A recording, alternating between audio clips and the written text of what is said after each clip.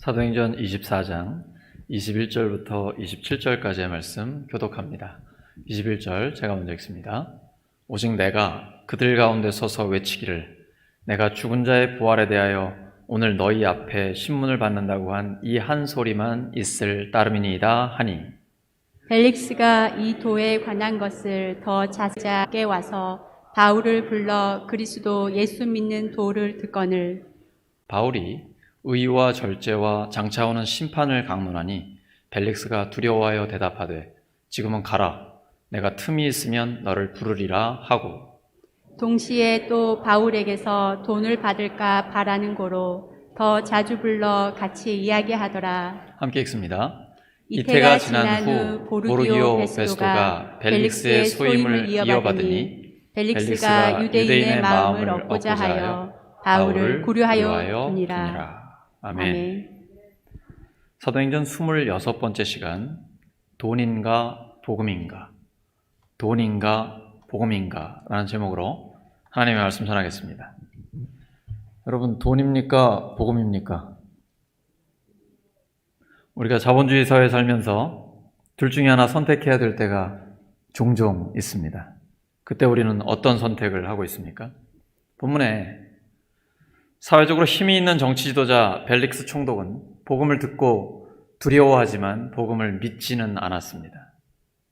현실적으로 꼭 필요한 돈 많이 있었을 텐데 그래도 역시 또 돈을, 그것도 뇌물로 받으려고 구하고 있습니다.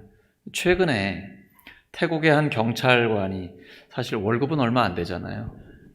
근데 집에 가보니까 페라리랑 고급 외제 승용차가 가득 차고 재산도 엄청나더라고요. 뇌물을 참 말로 못하겠습니다. 근데 반면에 비록 사도 바울은 복음을 전하다가 죄수의 몸이 됐지만 오직 복음을 위해 살아가고 있습니다. 예수님이 선포하신 복음은 하나님 나라의 복음입니다. 그 복음은 땅에서 탈출해가지고 하나님 나라에 가는 게 아닙니다. 하나님 나라가 땅에 임하는 것입니다. 예수님 그렇게 기도하라고 가르쳐 주셨죠? 주기도문에요. 마태복음 6장 10절입니다. 나라가 임하시오며 뜻이 하늘에서 이룬 것 같이 땅에서도 이루어지이다. 하나님의 나라가 임하는 것입니다. 하나님 나라는 먹는 것과 마시는 것이 아니오 오직 성령 안에 의와 평강과 기쁨입니다. 그 하나님 나라가 내 마음에, 우리 가정에, 교회와 일터에 실제로 임하는 것입니다. 그런데 이 땅에 있을 때는 완전하지 못합니다. 그래서 가끔씩 하나님 나라를 누리지 못할 때도 있지요. 혹시 완벽하게 누리시는 분 계십니까? 전혀 변함없이 내 마음 속에는, 우리 가정에는 항상 하나님 나라가 완벽하게 이루어졌다. 이게 좀 심하게 가면 좀 어려워지는데 그럴 리가 없습니다. 왜냐하면 우리는 육신을 입고 있기 때문에 이 땅에서는 하나님 나라가 깨어질 때가 있습니다. 내 마음속이나 가정이나 일터나 심지어 교회에서도 그럴 때가 있습니다. 하지만 하나님은 회복시켜 주십니다. 그리고 점점 더 성숙해지고 점점 더 행복해지게 만들어 주십니다. 하나님 나라는 예수님의 죽으심과 부활을 통해 이미 이루어졌습니다. 우리의 죄를 깨끗이 씻어주셨고 하나님은 우리를 의롭다고 인정해 주셨습니다. 예배를 드릴 때마다, 하나님 앞에 설 때마다 이 부분에 확신이 있어야 됩니다. 예수님의 십자가의 보혈과 부활의 능력으로 우리는 이미 깨끗해졌습니다. 이것은 하나님의 선언입니다. 성경에서 너는 깨끗하다, 너는 의롭다고 할 때는 마치 우리식으로 하면 대법원이나 헌법재판소에서 마지막 판결, 최종 판결을 내리는 것과 같습니다. 하나님이 너는 깨끗하다, 너는 의롭다라고 하나님이 선언하면 그걸로 끝입니다. 하나님 앞에 설 때는 늘 죄 용서의 확신을 가지고 담대함으로 하나님 앞에 나아가는 것입니다. 그리고 예수님이 다시 오시면 하나님 나라가 완성될 것입니다. 예수님을 믿고 구원받아 이러한 소망을 가진 우리는 지금 하나님 나라의 시민답게 살아가게 됩니다. 하나님 나라는 이미 이루어졌고 앞으로 완성될 것입니다. 그리고 현재 우리의 삶에 하나님께서 역사하고 계십니다. 우리의 신앙생활은 이미 십자가와 부활에서 이루어진 구원을 받았고 아직 예수님의 재림이 이루어지지 않았기 때문에 완성되지 않은 그 중간기를 살아가고 있는 것입니다. 소망을 품고 현재에 살아갈 때 하나님 나라를 누리면서 맛보면서 살아가는 것입니다. 그런데 현재 우리의 삶에서 강력한 힘을 발휘하고 있는 것이 있습니다. 아주 실제적인 힘입니다. 그게 뭡니까? 그것이 바로 돈이죠, 돈. 그렇다고 우리가 돈을 따르면 복음을 잃어버리게 됩니다. 하지만 복음을 따르면 돈이 따라오게 됩니다. 이것이 성경의 원리입니다. 예수님이 우리에게 미리 말씀해 주셨습니다. 자, 40일 금식할 때 마귀가 와서 시험을 했습니다. 너희 돌 가지고, 그 땅에는 워낙 돌이 많습니다.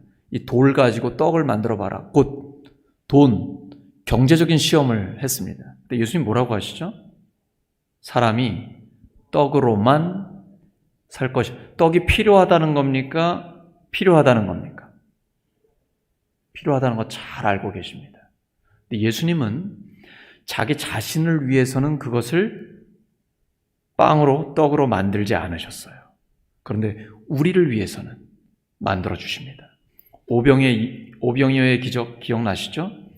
함께 말씀을 듣고 있던 회중들이 밥을 먹을 수 없으니까 어린아이 도시락 하나 가지고 남자만 5,000명 먹을 수 있도록 만들어 주십니다. 사람이 돈이 필요하다는 걸 너무나 잘 알고 계십니다. 하지만 떡으로만 살 것이 아니에요. 오직 하나님의 입으로 나오는 모든 말씀으로 살 것이니라. 그러면서 우리에게 원리를 주신 것이 마태복음 6장 33절입니다. 먼저 그의 나라와 그의 의를 구하라. 그리하면 이 모든 것을 너희에게 더하시리라. 먼저 하나님 나라의 원리대로 살아가면 하나님은 나머지 모든 것을 책임져 주십니다. 사도 바울은 예수 믿는 자들을 핍박했던 사람입니다. 그러다가 부활하신 예수님을 만나고 이제는 예수님을 떠나다가 거꾸로 자기가 핍박을 받게 됐습니다. 하지만 원망 불평하거나 분노하지 않고 차분하게 부활의 복음을 전하고 있습니다. 우리도 예수님을 믿는다는 이유로 하나님의 뜻대로 살려고 하다가 다른 사람들에게 핍박을 받거나 듣기 싫은 소리를 들을 때가 있습니다. 우리는 순수하게 다른 사람들을 아끼고 사랑하며 축복하고 기도했는데 배신당할 때도 있습니다. 그때 마음이 아프시죠? 굉장히 서운하고 큰 상처를 받을 때도 있습니다. 그런데 우리 예수님 기억해야 됩니다. 예수님은 3년 동안 가장 집중하셨던 12명의 제자 중에 한 명이 배신자였습니다. 나머지 11명은요. 전부 도망자였습니다. 예수님도 그러셨는데 우리도 그럴 수 있습니다. 그러나 예수님은 부활하신 뒤에 그 제자들을 찾아오셨습니다. 그리고 단 한마디도 책망하지 않으셨어요. 그리고 오히려 다시 기회를 주셨습니다. 우리 예수님의 제자들이니까 여기까지 나아가기를 소망합니다. 여기까지 나아가기를 소망합니다. 핍박을 받을 때 같은 방법으로 싸우면 오히려 지는 것입니다. 악에게 지지 않고 선으로 악을 이겨야 합니다.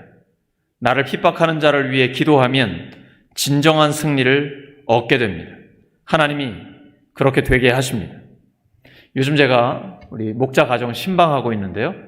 성도들과 대화를 해보면 가장 힘든 게 인간관계의 문제더라고요. 아주 어려워해요. 제 장모님이 저만 보시면 입버릇처럼 하시는 말씀이 있습니다. 한서방, 많은 사람들 대하느라고 얼마나 힘들어. 그러면서 이제 맛있는 거 많이 사주시려고 그래요. 해주시려고 하고. 그때마다 제가 웃으면서 대답을 합니다. 장모님, 많은 사람들과 정말 즐겁게 행복하게 목회하고 있습니다. 제 아내 얼굴 못 보셨죠? 항상 마스크 쓰고 있으니까, 인사하고 있으니까. 요즘 신방하면서 이제 마스크를 벗다 보니까 제 아내와 제 얼굴을 함께 보고 계신데, 보시니까 어떠세요? 진짜 행복해 보이지 않습니까? 저는 아내와 함께 정말 행복하게 목회를 하고 있습니다. 하나님께서 이렇게 좋은 교회에 보내주셔서 함께 예배드리며 하나님 나라를 위해 산다라는 것이 진짜 행복합니다. 그러나 우리에게는 예수님을 믿는다는 이유 때문에 나를 공격하는 사람이 있을 수 있습니다. 그러나 똑같이 화내고 쏘아붙이면 속으로는 시원할 수 있습니다. 해보시면 아시잖아요. 똑같이 공격을 하고 화를 내면 속이 시원합니다. 뭐 그런 말 할 수도 있어요. 나는 뭐 속에 담아둘 수가 없다. 그래서 다 해야 된다. 속은 시원합니다. 성령님이 근심하십니다. 그리고 마음에 화가 나는 것을 그런다고 해서 또 참으면은 이 분이 풀리지 않기 때문에 계속 괴롭습니다. 그리고 화병이 생길 수 있습니다. 나를 화나게 한 사람이 자꾸 떠오르죠. 그러면 밥맛이 없어져요. 소화가 안 돼요. 그리고 잠이 안 옵니다. 여러분 이럴 때 어떻게 하십니까? 해결 방법 있으십니까? 저는 저를 화나게 한 사람, 저에게 상처 준 사람이 떠오를 때마다 그 사람을 위해 축복 기도합니다.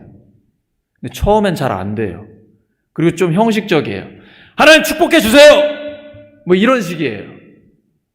그런데 시간이 흐르면 흐를수록, 그러니까 떠오를 때마다 축복 기도를 하는 거예요. 그러면 진심으로 기도하게 됩니다. 그리고 그 영혼이 불쌍해집니다. 아주 상세한 내용까지, 그 가정과 가문을 위해서까지 깊이 축복 기도를 하게 됩니다.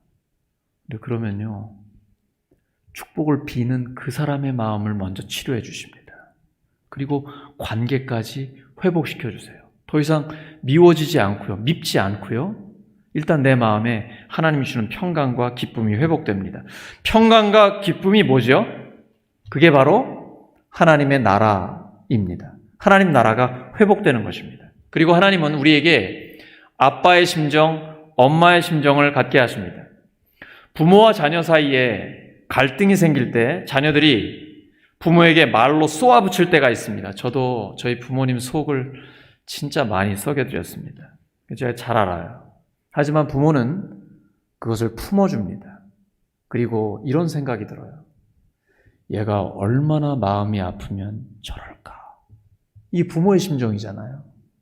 그러니까 부모는 아무리 자녀들이 막 쏘아붙이고 부모의 마음을 아프게 해도 그것 때문에 상처를 받는 게 아니라 오히려 안타까워요. 그리고 기다려주고 품어주게 됩니다.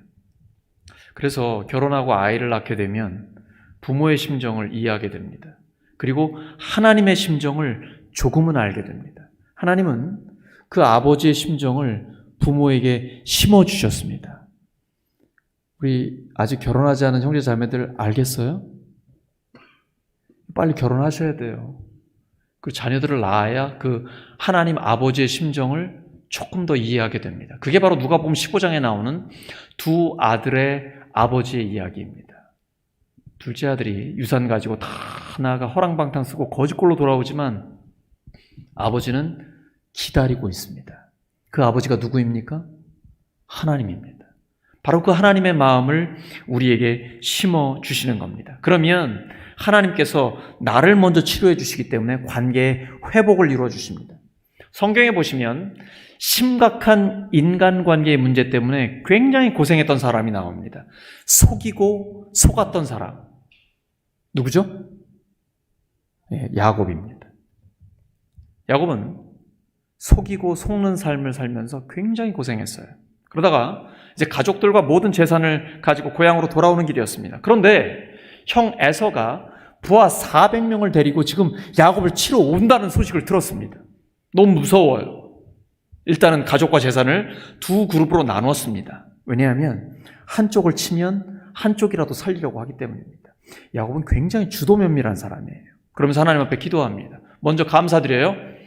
지팡이 하나밖에 없던 저를 이렇게 많은 가족들과 큰 재산을 주셔서 너무 감사합니다. 오직 하나님의 은혜입니다. 근데 이제 죽게 생겼습니다. 하나님 부디 저를 살려주세요. 그때 하나님의 약속을 붙들고 기도합니다. 하나님, 저에게 약속해 주셨잖아요.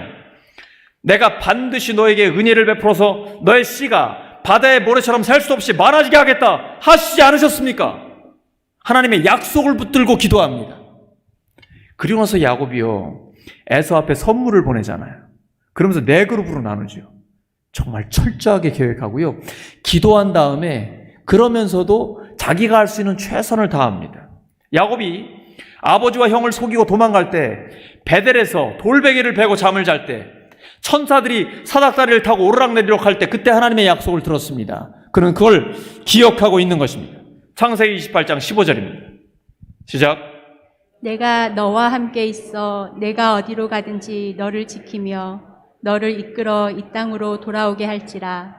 내가 내게 허락한 것을 다 이루기까지 너를 떠나지 아니하리라. 바로 이 하나님의 약속을 그는 기억하고 있습니다. 그 약속 붙들고 기도합니다. 그랬더니 하나님이 약속대로 이루어 주셨습니다. 정말 야곱을 보호해 주셨습니다. 우리도 특별히 인간관계가 어려워질 때, 가정에서, 일터에서, 교회에서, 어떤 삶의 자리에서 인간관계가 어려워질 때 하나님의 약속을 붙들고 기도하면 하나님께서 해결해 주십니다. 로마서 8장 28절이죠. 우리가 알거니와 하나님을 사랑하는 자, 곧 그 뜻대로 부르심을 입은 자들에게는 모든 것이 합력하여 선을 이루느니라. 지금은 괴로워요. 고통스럽습니다.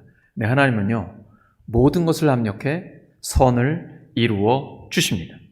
욥기 23장 10절입니다. 그러나 내가 가는 길을 그가 아시나니 그가 나를 단련하신 후에는 내가 순금같이 되어 나오리라. 이게 이유 없이 고난을 당한 욥의 고백이잖아요. 나의 길 오직 그가 아시나니 나를 단련하신 후에 내가 정금같이 나오리라. 고난당할 때요, 하나님이 이유 설명 안 해주십니다. 성경 보시면 요셉이 고난당할 때 이유가 나오나요? 근데 어떤 모진 사람은 그런 해석을 하시는 분들도 계시더라고요. 10대 때 아빠가 형들 양 잘 치나 가서 보라고 그러면은 가가지고 잘못 친다고 고자질했다고, 그것 때문에 형들이 노예로 팔아버렸다고 그러는데 좀 그건 너무 심한 거 아닙니까? 아니, 고자질했다고 사람을 그렇게 죽여요? 노예로 팔아버린데 그건 좀 너무하잖아요. 근데 이유는 설명하지 않으시지만 하나님께서는 고난당할 때 함께하고 계세요. 내가 가는 길 나는 몰라요. 하나님은 알고 계십니다. 그리고 우리를 단련하신 다음에는 정금같이 나오게 하십니다. 하나님의 약속이에요. 반드시 이루어 주십니다. 그래서 피하면 안 됩니다. 믿음으로 정면으로 부딪혀야 합니다. 하나님은 우리의 속사람을 강하게 하셔서 인간관계에 어려운 문제가 있을 때 피하지 않게 하십니다. 그리고 믿음으로 정면으로 부딪히게 하십니다. 그러면 하나님이 해결해 주십니다. 옆 사람 축복해 주시기 바랍니다. 믿음으로 부딪히면 하나님이 해결해 주십니다.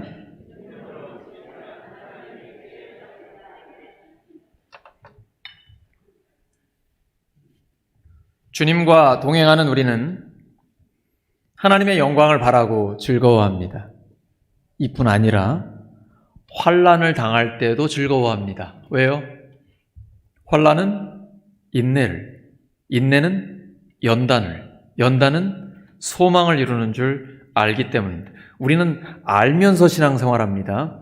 난 무조건 믿습니다. 그럼 믿음이 좋아 보이죠? 알고 믿어야 됩니다. 가슴으로 뜨겁게 믿는 믿음과 머리로 성경을 통해 정확하게 아는 지식이 있어야 됩니다.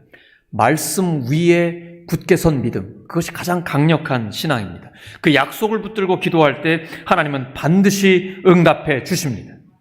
현재 코로나19의 상황은 우리에게 연단의 과정입니다. 알곡과 쭉정이를 가르는 시기입니다. 우리 교회는 코로나19 감염 확산을 방지하기 위해서 철저하게 최선을 다하고 있습니다. 전염병을 막기 위한 것입니다. 그런데 사도 바울은 전염병 같은 자라는 말을 들었습니다. 새 번역에는 연병 같은 자라고 되어 있습니다. 굉장히 심한 욕입니다. 여러분 들어보셨죠? 아니, 여러분이 그런 욕을 들었다는 얘기가 아니고 저 어릴 때 어르신들이 하는 그런 말 들었거든요. 근데 그거를 자기 자식들한테 막 하시는 분도 계셔요. 근데 이 말 굉장히 조심해야 됩니다. 근데 바울이 그런 말을 들었어요. 이 연병 같은 자라는 말입니다. 바꿔 말하면 바울의 복음 전도가 강력한 침투력을 갖고 있고 그 광범위한 범위를 갖고 있고 영향력이 엄청나다는 것을 반증하는 것입니다.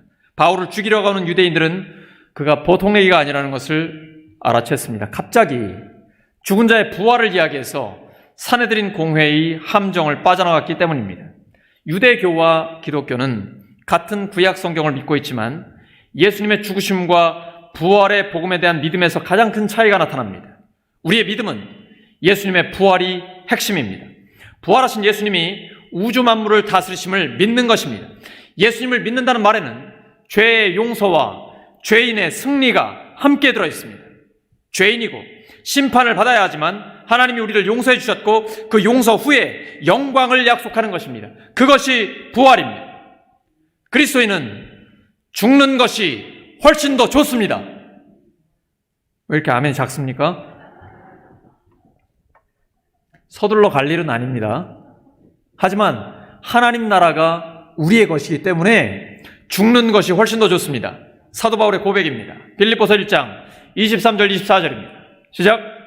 내가 그 둘 사이에 끼었으니 차라리 세상을 떠나서 그리스도와 함께 있는 것이 훨씬 더 좋은 일이라 그렇게 하고 싶으나 내가 육신으로 있는 것이 너희를 위하여 더 유익하리라.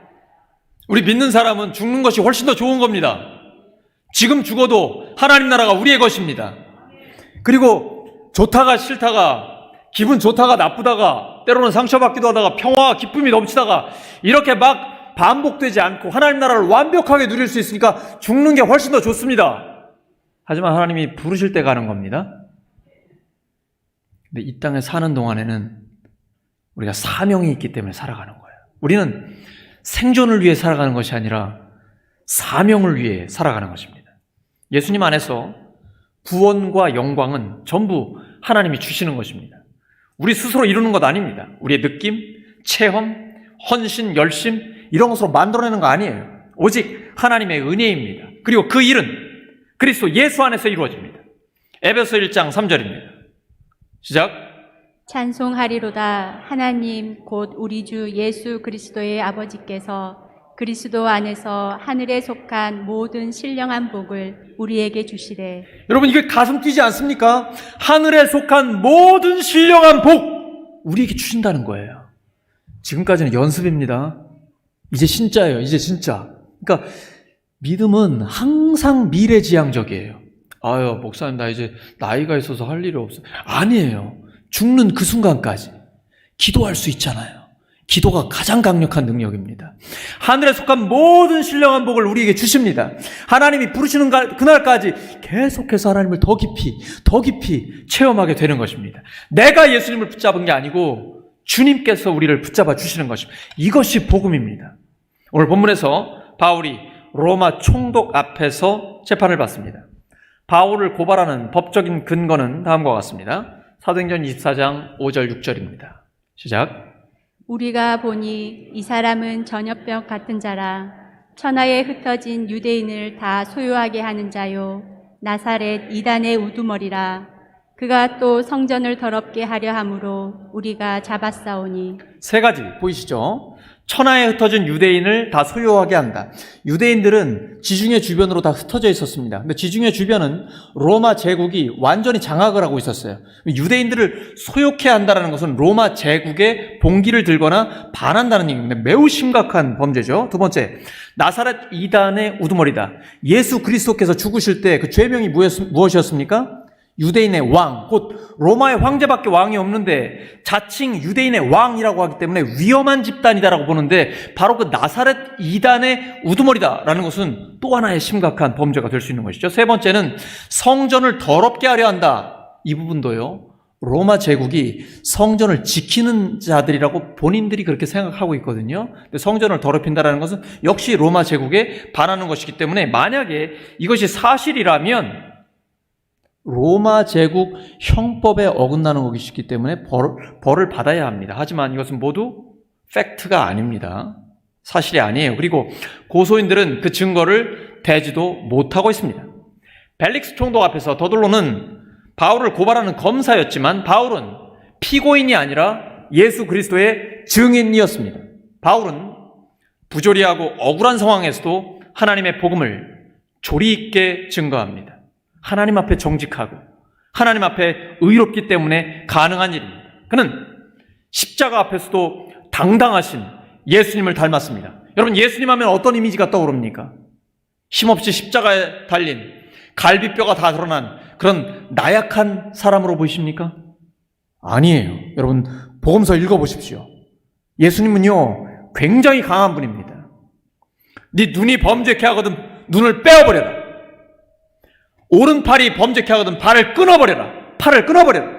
그거 없이 하나님 나라에 들어가는 것이, 그거 가지고 이 땅에서 죄악을 누리거나 지옥에 가는 것보다 훨씬 더 낫다. 이러한 결단력, 하나님 앞에 예수님은 그러한 분이거든요. 그리고 십자가를 져야 할 때는 내가 바로 그다라고 말씀하세요. 당당하게 말씀하시는 분입니다. 예수님은 굉장히 당당하신 분이에요. 바울이 바로 그 예수님을 닮았습니다. 전혀 흔들리지 않아요. 살벌한 분위기에 조금도 위축되지 않고 있습니다. 담대하게 어떤 범죄도 저지르지 않았다라고 설명하고 있습니다. 성경과 부활하신 예수님을 믿는 것은 바로 이러한 담대함을 우리에게 주는 것입니다. 예수님은 그런 우리를 세상의 증인으로 보내셨습니다. 증인은 단지 보고 들은 것을 말하기만 하면 됩니다. 악한 마귀가 아무리 우리들을 해치려고 해도 하나님의 허락 없이는 머리털 하나도 상하게 할 수 없습니다. 우리가 하나님의 말씀을 붙잡고 있을 때는 어떤 방법으로도 우리를 이길 수 없습니다. 우리의 전쟁은 창과 칼로 하는 것이 아닙니다. 어떤 눈에 보이는 것으로 하는 게 아닙니다. 악한 영들과의 전쟁이기 때문입니다. 그래서 우리에게는 눈에 보이는 무기가 있는 것은 아닙니다. 하지만 기도와 말씀을 통해 성령의 역사로 승리할 수 있습니다. 때로는 어려울 때 있으시죠? 지금 좀 조는 분들은 그런 거예요. 여러분, 근데 왜 어려우세요? 예수님을 믿고 살아가는데 어려운 이유가 뭘까요? 눈에 보이는 증거와 어떤 보이는 힘을 하나님이 안 주실 때가 있습니다. 하지만 부활하신 주님이 우리와 함께 하십니다. 주님은 악을 선으로 바꾸십니다. 우리는 하나님이 일하신다는 것을 반드시 기억해야 합니다. 히브리어로 기억하다가 뭐죠? 자카르입니다. 한번 따라하시죠. 자카르. 우리 교회는 설교를 방송으로 다 공개하고 있습니다. 공적인 사역을 통해 객관적으로 검증을 받고 있습니다. 사람은 자기 자신이 다른 사람들에게 객관적으로 어떻게 보이는지 잘 알 필요가 있습니다. 교회도 요즘 사회에 어떤 모습으로 비춰지는가 아는 것은 굉장히 유익합니다. 우리 교회는 어떻습니까? 지역사회에 어떤 평가를 받고 있나요? 실제적인 유익을 주고 있습니까? 아니면 사람들은 좀 모이는 것 같은데 뭘 하는지 모르겠어. 혹시 비난받고 있지는 않습니까? 이런 부분을 우리가 명확히 알아야 합니다. 바울은 로마 총독 앞에서 객관적인 판단을 받고 있습니다. 벨릭스 총독은 정의와 인권을 지키는 데는 관심이 없고 돈만 밝히는 정신 나간 지도자입니다. 이런 지도자 뽑으면 그 단체와 나라까지도 다 망하게 됩니다. 돈만 밝히는 정신 나간 지도자입니다. 그는 자기 이익을 챙기는 것밖에 모르는 고위 공직자입니다. 그는 이미 권력을 얻어 누리고 있습니다. 그런 사람에게는 눈에 보이는 세상이 전부이면, 왜냐하면 살만하거든요. 부족한 게 없어요. 그는 죽은 다음에 부활에는 관심이 없어요. 오직 현실에만 관심이 있습니다. 유대인들이 바울을 고소하기는 하는데 실제로는 죄라고 할 만한 근거를 발견할 수 없었습니다. 이것이 기독교에 대한 로마의 첫 번째 판단입니다. 그런데 총독은 유대인들의 여론을 의식하고 있고 보석금 명분으로 뇌물을 받으려고 2년 동안이나 바울을 붙잡아두고 있습니다. 바울이 예루살렘에 가서 죽지 않으려면 로마의 황제에게 상고할 수밖에 없습니다. 그래서 살기 위해서라도 지금 상고하고 있는 것입니다. 그런데 이렇게 해서 예수님의 말씀이 이루어집니다. 사도행전 23장 11절입니다. 시작. 그날 밤에 주께서 바울 곁에 서서 이르시되 담대하라. 내가 예루살렘에서 나의 일을 증언한 것 같이 로마에서도 증언하여야 하리라 하시니라. 사실 바울은 멀쩡한 몸으로 당당하게 자유롭게 로마에 가고 싶었을 것입니다. 비록 지금은 쇠사슬에 매여 죄수의 몸으로 가긴 합니다. 하지만 결국 로마에 갑니다. 그리고 담대하게 거침없이 하나님 나라의 복음을 당대 세계의 중심이었던 로마에 가서 담대하게 선포하게 됩니다. 이제 첫 번째 재판이 끝나고 며칠 후에 벨릭스 총독은 그의 아내와 함께 바울을 불러서 예수님을 믿는 도에 듣게 됩니다. 바울은 이 썩어버린 정치 지도자를 향해 예수님을 믿는 믿음에 대해 말합니다. 그리고 그 믿음의 결과인 의와 절제와 심판을 힘주어 말했습니다. 사도행전 24장 25절입니다. 시작. 바울이 의와 절제와 장차 오는 심판을 강론하니 벨릭스가 두려워하여 대답하되 지금은 가라. 내가 틈이 있으면 너를 부르리라 하고. 우리도 바울처럼 어디서나 공의로운 복음을 선포할 수 있어야 합니다. 어떤 불의와 타협해서도 안 됩니다. 불의와 타협하면 복음은 변질됩니다. 예수님을 믿는 도를 전하고 전한 대로 살아야 합니다. 이렇게 설교는 하지만 저도 부끄럽습니다. 설교대로 살지 못할 때가 많이 있기 때문입니다. 하지만 그러나 설교는 설교자의 수준대로 하는 것은 아닙니다. 그러려면 설교를 들을 필요가 없지요. 설교는 하나님의 말씀입니다. 하지만 설교자와 설교를 듣는 모든 성도들이 이 설교대로, 이 말씀대로, 성경대로 살려고 주님 앞에 순종하려고 몸부림칠 때 하나님께서는 우리의 삶에 그 성경을 이루어지게 해주십니다. 우리 모두 성경대로 순종해서 성경이 실제로 이루어지는 삶을 살기를 예수 그리스도의 이름으로 축원합니다. 오늘 말씀 정리합니다. 사도 바울이 뇌물을 썼더라면 어떻게 됐을까요? 빨리 석방될 수도 있었을 것입니다. 하지만 그는 주님의 인도하심만을 바라며 2년 동안이나, 말이 쉽지 2년은 어려운 것이죠, 감금되어 있었습니다. 그리고 결국 로마까지 재판을 받으러 가게 됩니다. 그것이 주님의 뜻인 줄 알았기에 모든 것을 감당했습니다. 그는 돈이 아니라 복음을 선택했습니다. 우리도 하나님을 향한 소망을 품고 있기 때문에 오직 복음에 합당한 삶을 살아가기를 예수 그리스도의 이름으로 축원합니다. 함께 기도합니다.